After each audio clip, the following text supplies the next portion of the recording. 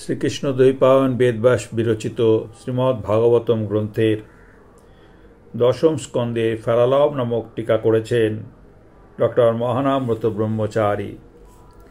আজকে আমরা সেই দশম স্কন্ধের 29তম অধ্যায়ের, যেখানে রাসলীলা চতুর্থ পর্ব আজকে হবে এবং 12তম শ্লোক থেকে আমরা পাঠ করব।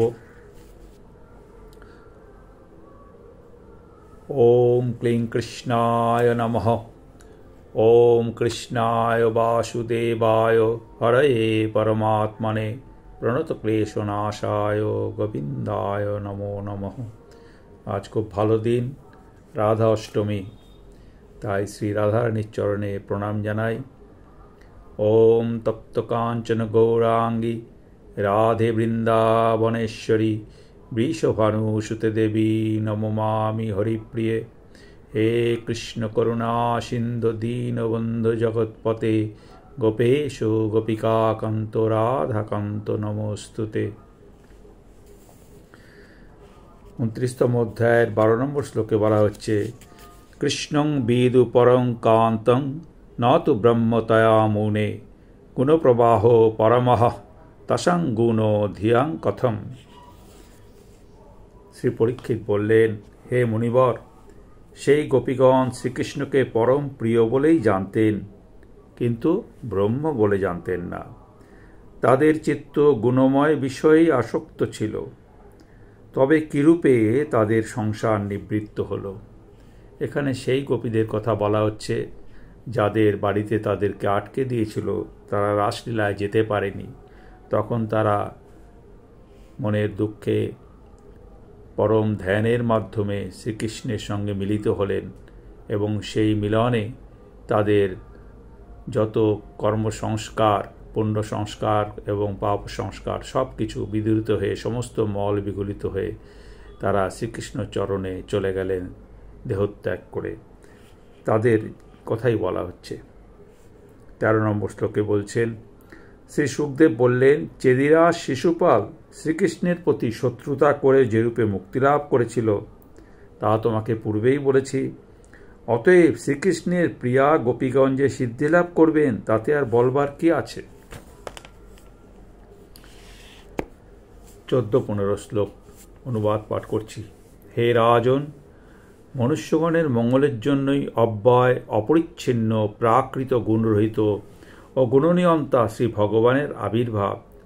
যারা শ্রীহরিতে সতত কাম, ক্রোধ, ভয়, স্নেহ, ঐক্য, সৌহৃদ্য অবলম্বন করে থাকেন, তারা নিশ্চয়ই তাতে তন্ময়তা প্রাপ্ত হন। যোগেশ্বরেশ্বর জন্মরহিত ভগবান শ্রীকৃষ্ণের সম্বন্ধে তুমি এরূপ বিস্ময় প্রকাশ করো না, কারণ তিনি স্থাবরাদি পদার্থেরও মুক্তিদান করতে পারেন। এবার এই 12 থেকে যে পাঠ করলাম 16 অবধি তার ফেরালব নামক টিকা পাঠ করছি। গোপীগণ নিত্য সিদ্ধা ও সাধন সিদ্ধা ভেদে দ্বিবিধ। নিত্য সিদ্ধাগণ অনাদিকাল থেকেই শ্রীকৃষ্ণের নিজজন। শ্রীকৃষ্ণ যেমন সচ্চিদানন্দ তনু, নিত্য সিদ্ধাগণ তাই। সাধন সিদ্ধা গোপীগণ ত্রিবিধ, শ্রুতিচরী, দেবীচরী ও ঋষিচরী। শ্রুতির মন্ত্রগণের অধিষ্ঠাত্রী দেবতারা গোপী হয়ে ব্রজে জন্মেছেন। তাদের উদ্দেশ্য, তারা যার কথা বলেছেন রস ও বৈশ্য, আনন্দং ব্রহ্ম, মধু ব্রহ্ম, এইসব ভাষায় তার মাধুর্য আস্বাদন করবেন মধুর রসে। তারাই হচ্ছে শ্রুতিচরী। ব্রহ্মার নির্দেশে দেবকন্যাগণ এসেছেন ব্রজে গোপী হয়ে মাধুর্যের বিগ্রহকে আস্বাদন করে দেবী জন্ম সার্থক করবেন বলে। এনারা হচ্ছেন দেবীচরী। গোপীদের 3টে ভাগ করেছেন, শ্রুতিচরী, দেবীচরী এবং ঋষিচরী। আর দণ্ডকারণ্যবাসী ঋষিগণও গোপী হয়েছেন। শ্রীরামচন্দ্র যখন সীতা বিরহে অশ্রুবর্ষণ করেন তখন ঋষিদের লোভ জেগেছিল। শ্রী ভগবানকে যারা মধুর রসে ভালোবাসেন, ভগবানও যাদের অনুসন্ধান করেন, না পেয়ে কাঁদেন তাদের ভাগ্য লাভ করতে। এই লোভের ফলে তারা গোপী জন্ম লাভ করেছিলেন। তারা হলেন ঋষিচরী। যারা শ্রীকৃষ্ণ সন্নিধানে যেতে বাধা পেয়েছিলেন তারা এই সাধন সিদ্ধা ঋষিচরী গোপী। এদের কারো মধ্যে কিঞ্চিত গুণময়ত্ব ছিল। যারা গোপীদেহ লাভের পর নিত্যসিদ্ধাদের সঙ্গ সান্নিধ্য পাননি তাদেরই গুণময়ত্ব ছিল। তাদের দেহই প্রতি কর্তৃক স্পৃষ্ট হয়েছিল। রাধার বাধার ফলে তাদের গুণময়ত্ব গেল, মুক্তি লাভ হলো, সিদ্ধ দেহে সেবা প্রাপ্তি হলো। বাধাপ্রাপ্ত গোপীদের মুক্তির কথায় মহারাজ পরীক্ষিতের অন্তরে জিজ্ঞাসা জাগল।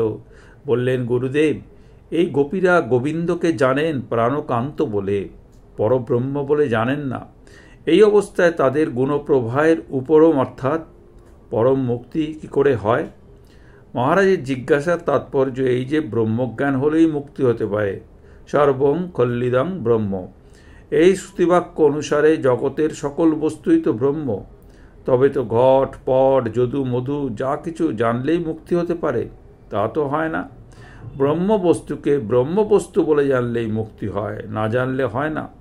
সুতরাং শ্রীকৃষ্ণকে পরব্রহ্ম বলে না জেনে প্রাণকান্ত বলে জানায় গোপীদের মুক্তি হলো কি প্রকারে?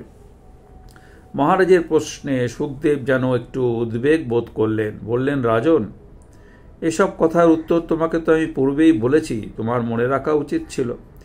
রসের লীলা আস্বাদনের মধ্যে এইরকম শুষ্ক বিচার রসভঙ্গ হতে পারে। শিশুপাল বধ প্রসঙ্গে তোমাকে কি কথা বলেছি তা তুমি স্মরণ করো।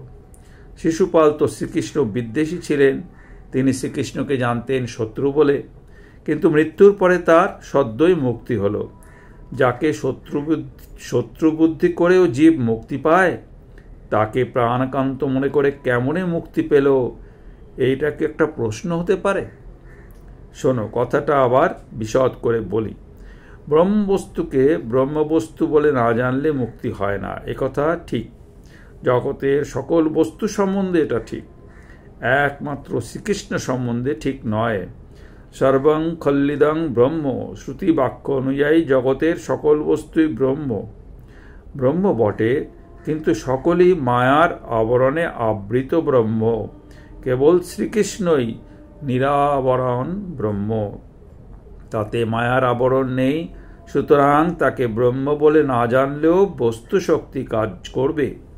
বস্তুর শক্তি যে বুদ্ধির অপেক্ষা করে না, এও সর্বত্র ঠিক নয়। বস্তু যদি আবরণ শূন্য হয় তবেই তার শক্তি কার্যকরী হবে। প্রদীপ শিখাকে ফুল মনে করে কোনো শিশু তাতে হাত দিলে তাতে হাত পুড়বে, যদি না ওই দীপশিখা কোনো চিমনির মধ্যে থাকে, কাচের আবরণে আবৃত থাকে। জগতের সকল বস্তুই ব্রহ্ম, কিন্তু মায়া দিয়ে ঢাকা। আর শ্রীকৃষ্ণ পরব্রহ্ম, তিনি মায়ামুক্ত, মায়ার স্পর্শরহিত। অতএব শ্রীকৃষ্ণের সঙ্গে সম্বন্ধ যে কোনোভাবে হলেও তিনি যে পরম বস্তু, এই বস্তু শক্তি কাজ করবে, তন্ময়তা আসবে, মুক্তি লাভ হবে, অশেষ কল্যাণ হবে। শ্রীকৃষ্ণ জীবজগতে আবির্ভূত হয়েছেন শুধু কল্যাণ করবার জন্য। তিনি অব্যয় গুণাতীত হয়েও যে প্রপঞ্চে প্রকটিত হয়েছেন তার কারণ জীবের মঙ্গল ছাড়া আর কিছু নয়। সেই মঙ্গলটি হলো এই, জীবের চিত্তের অশেষ বৃত্তি। কোনো বৃত্তি শুভদ, যেমন স্নেহ সৌহার্দ্য, কোনো বৃত্তি অশুভদ, যেমন কাম ক্রোধ ভয়। কিন্তু শুভদ কি অশুভদ বৃত্তি শ্রীকৃষ্ণে অর্পিত হলে পরম শুভ হবে, নিঃশ্রেয়স লাভ হবে। অন্তরে যে কোনো বৃত্তি শ্রীকৃষ্ণে সমর্পিত হলেই পরম মঙ্গল। অতএব মহারাজ, যোগেশ্বরেশ্বর শ্রীকৃষ্ণের কত কথা শুনে আর আশ্চর্যান্বিত হইও না। তার ইচ্ছা হলে জগতে কিছুই অসম্ভব বা অঘটন থাকে না। গোপীগণের মুক্তি তো সাধারণ কথা। শ্রীকৃষ্ণের কৃপা দৃষ্টি হলে নিখিল বিশ্বজগতের শেষ জীবনীবহ এক মুহূর্তে মুক্তি লাভ করতে পারে।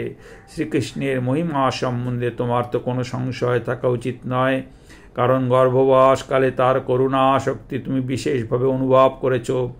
অনুভূত সত্য সম্বন্ধে আর সন্দেহের অবকাশ কোথায়?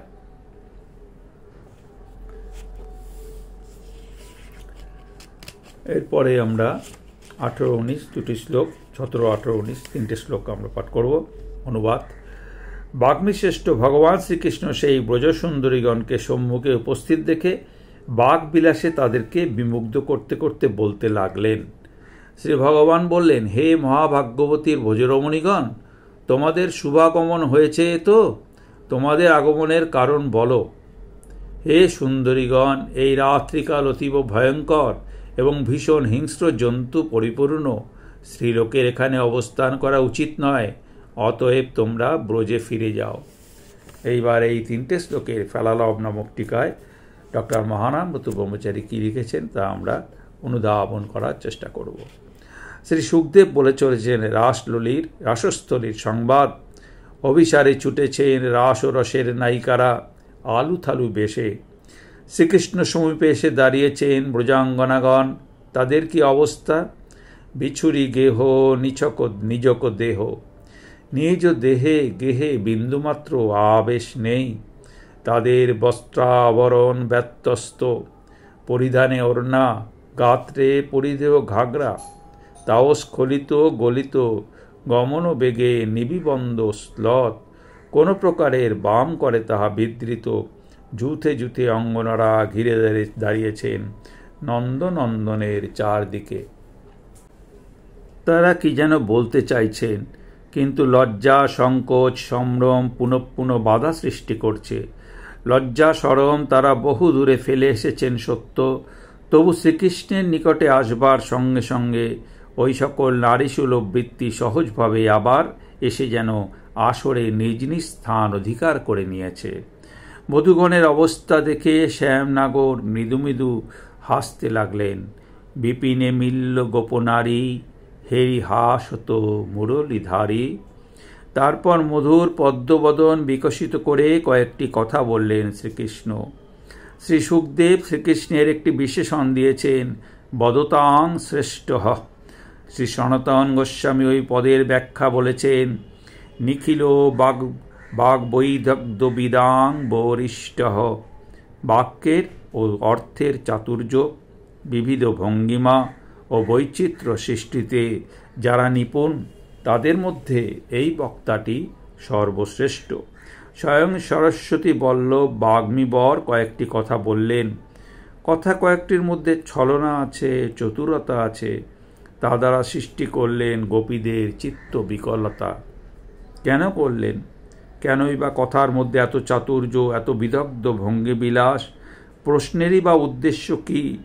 যিনি সর্বজ্ঞ তার তো কোনো প্রশ্নই জিজ্ঞাসা করা চলে না। তাছাড়া গোপীদের তৎকালীন অন্তরের ভাব তাদের মুখমধ্যেই উজ্জ্বলভাবে প্রকাশিত। তারা এখন দাঁড়িয়ে আছেন নন্দনন্দনের অতি সন্নিকটে।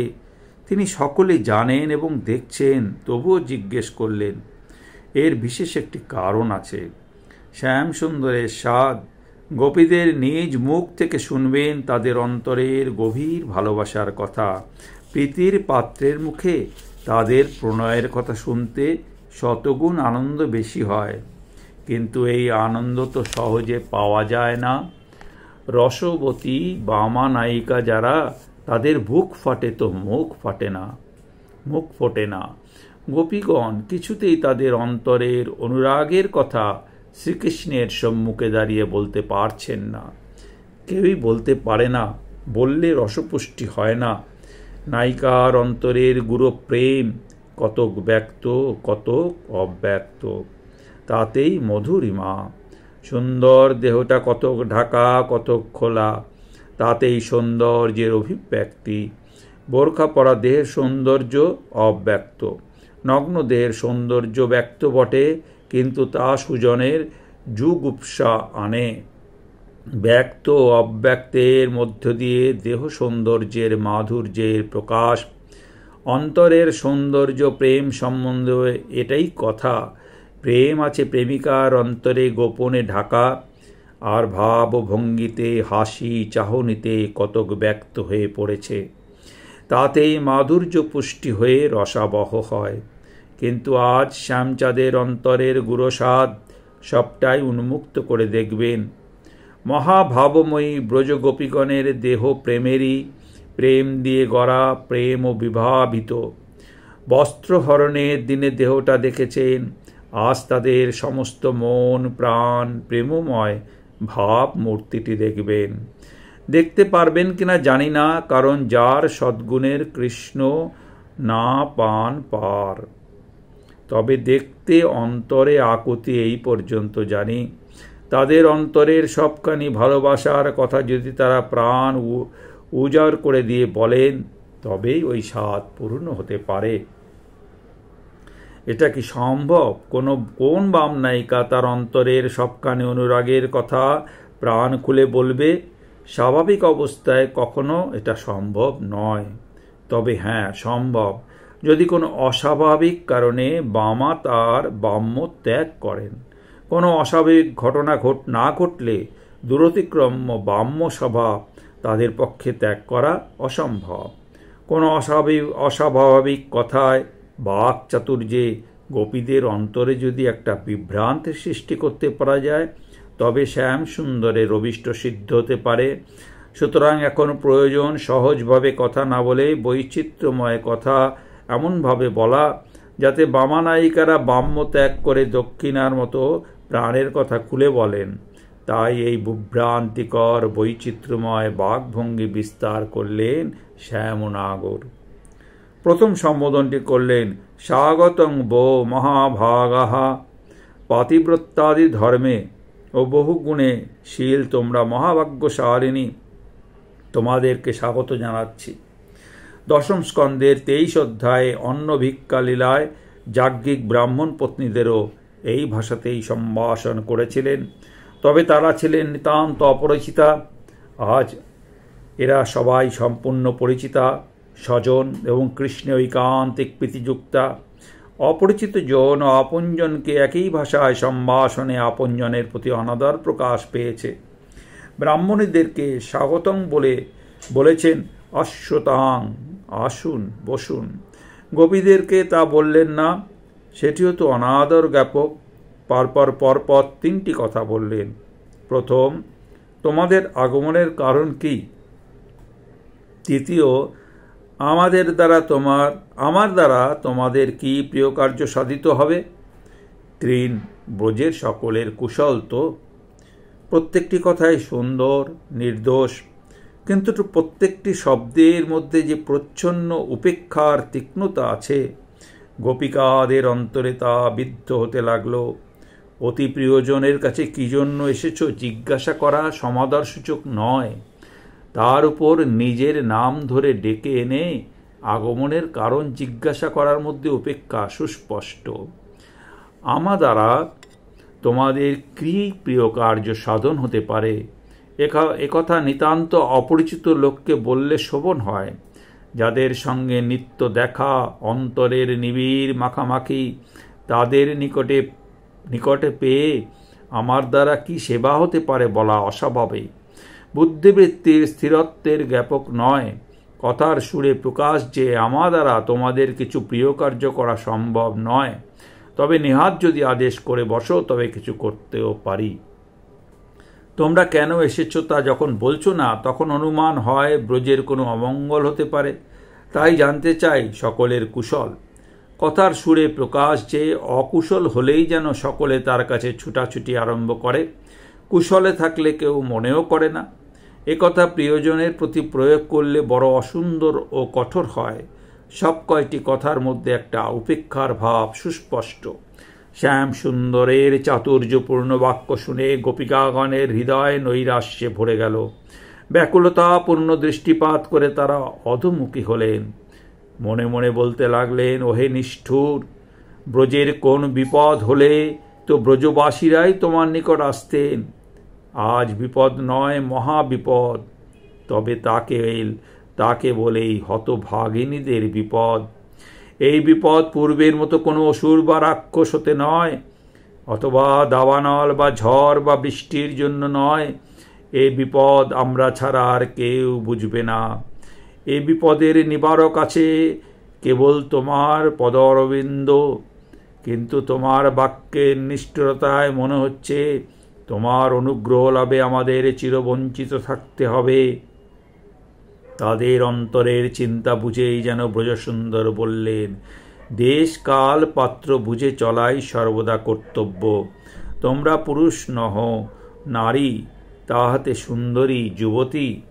এখন দিবা নয় রাত্রিকাল, এটা গৃহ নয় বন। বনের মধ্যে রজনী ঘোর রূপা, পদঘাট নিরাপদ নয়, সাপদ সংকুল। আমি তোমাদের নির্জন হলেও পরপুরুষ তো বটে। এই সকল বিবেচনা করে তোমাদের এখন আর এখানে এক মুহূর্ত থাকা উচিত নয়। ব্রজে ফিরে যাও, এটাই একমাত্র কর্তব্য। যদিও তোমরা পতিব্রতা শুদ্ধচিত্তা বলে ব্রজে বিখ্যাতা, আর আমারও ব্রহ্মচারী সুযশ লোকবেদ প্রসিদ্ধ, তথাপি জনহীন বনে রাত্রিকালে একত্র অবস্থান করা সঙ্গত নয়। হতে পারে যে একত্র অবস্থান নির্দোষ, তবুও লোকনিন্দা হতে অব্যাহতি পাওয়া কঠিন। যদি বলো লোকের কথা গ্রাহ্য করি না, আমি তা ভালো মনে করি না। স্পর্ধাপূর্বক লোক অপবাদ অগ্রাহ্য করা বুদ্ধিমত্তা নয়। যদি তোমরা তাই করতে চাও তবে করো, আমি কিন্তু এখানে থাকবো না, চলে যাব স্থানান্তরে। নেহ স্থেয়ং স্ত্রীভিঃ ময়া ইহ ন স্থেয়ং স্ত্রীভিঃ সহ। অর্থাৎ জনমানবহীন বনে রজনীতে আমি স্ত্রীজন সহ একত্র অবস্থান করব না। লোকে কি বলবে, এই ভয় তোমাদের না থাকলেও আমার আছে। শ্রীকৃষ্ণের প্রথম স্বাগত সম্ভাষণ বাক্যের মধ্যে যে উপেক্ষা স্ফুট ছিল, পরবর্তী কথায় তা দিবালোকের মতো স্পষ্ট হয়ে গেল। উপেক্ষা বাক্যগুলি মর্মঘাতী শেরের মতো ব্রজঙ্গনদের বক্ষে বিদ্ধ হল। তারা একেবারে নিরাশার গাঢ় অন্ধকারে ডুবে গেলেন। আজকের মতো পাঠ এখানেই সমাপ্ত হলো। ওম শ্রীকৃষ্ণায় অর্পণমস্তু। হরি ওম তৎসৎ।